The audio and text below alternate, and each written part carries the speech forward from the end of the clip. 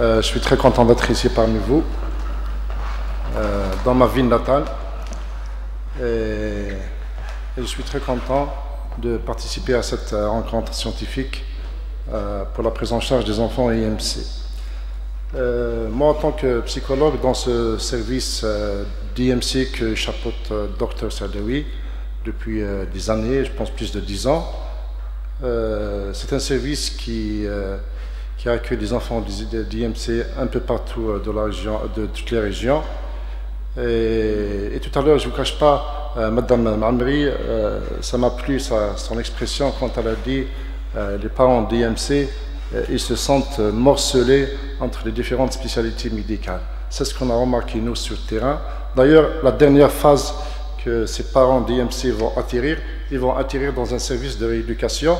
Et parfois, je ne dis pas tous les cas, parfois il y a des cas qui arrivent en service de rééducation un peu en retard. Je ne sais pas pourquoi, faute d'orientation ou faute d'information. Alors, dans un service de rééducation, ces parents d'enfants IMC, ils vont trouver à leur accueil un service pluridisciplinaire qui est composé de médecins, de kinésithérapeutes, de psychologues, d'orthophonistes, de psychomotriciens, d'ergothérapeutes, d'appareilleurs. Et c'est toute l'équipe qui font un travail complémentaire pour essayer de donner le mieux d'eux pour cet enfant pour un éventuel développement. Alors pour moi, en ce qui concerne le côté psychologique, les difficultés psychologiques des parents d'enfants IMC, ça commence généralement juste au début de l'annonce de diagnostic. C'est pour cela, si l'annonce diagnostique il est un peu, je dirais, prendre en considération la spécificité de cette pathologie et donnant un peu d'espoir pour les parents de cet enfant, je pense que les parents, parce qu'on a besoin de ces parents justement pour que cet enfant va sentir bien son corps et essayer pour qu'il se développe, ou pour essayer de développer ses potentialités qu'il possède. Alors, dans mon introduction, je parlerai de situation d'handicap et on n'a pas utilisé le mot personne handicapée ou enfant handicapé. La situation de handicap va toujours modifier les modes et les normes de vie d'un individu. Ces modifications vont pouvoir amener des difficultés psychologiques importantes, toutefois pour la personne paralysée cérébrale. Alors, dans la féminité motrice cérébrale, je pense qu'il n'y a pas ce qu'on appelle une psychopathologie spécifique à cette paralysie. Alors, à la naissance, c'est un événement qui fait choc et rupture par rapport à la vie antérieure des parents, qui peut parfois dépasser leurs possibilités d'adaptation, d'intégration de cet événement, donnant un nouveau sens à leur vie. Pour l'enfant, choc soudain, rupture également, induisant détresse, effroi et solitude. Atteinte dans l'idéal parental, dans leur projection imaginaire, le choc traumatique du handicap va induire travail de deuil dans l'enfant idéal, angoisse, culpabilité, remaniement psychique profond.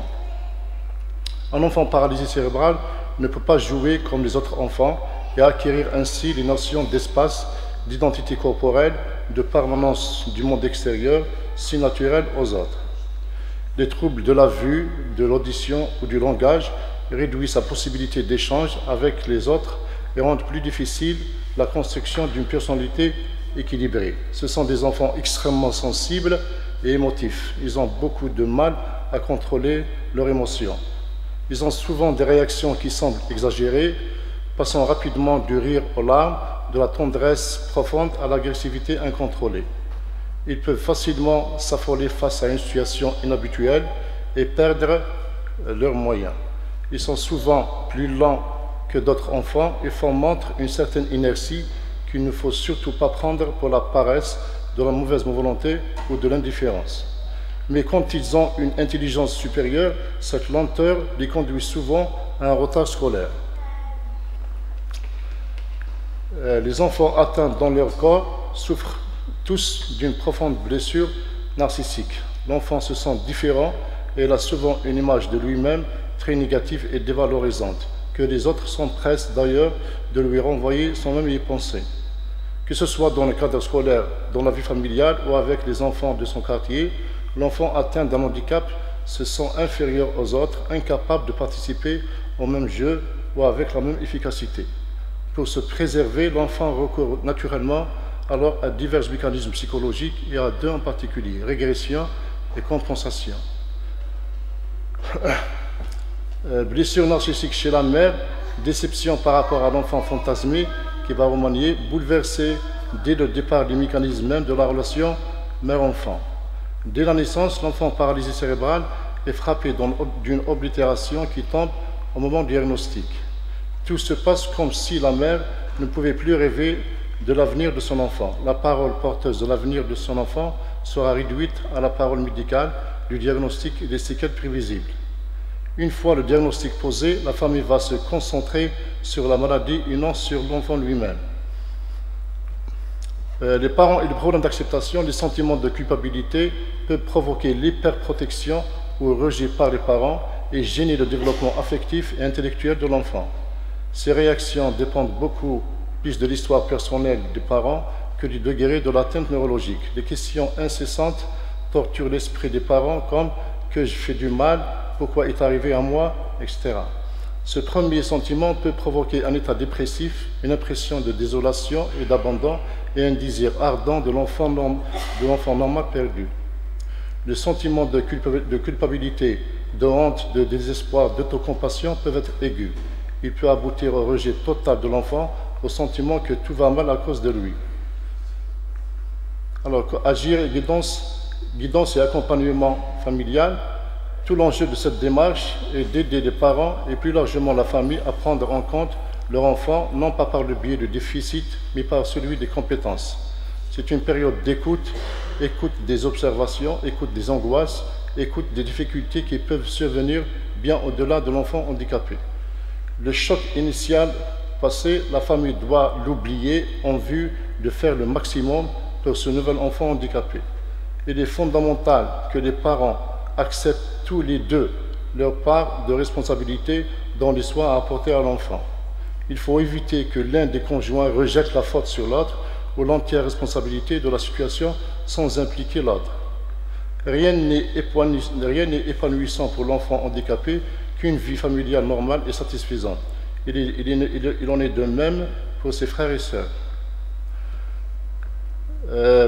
La rééducation psychomotrice, le rôle capital du psychomotricien est de lui faire acquérir un nouveau regard sur son corps et sur sa relation au monde extérieur.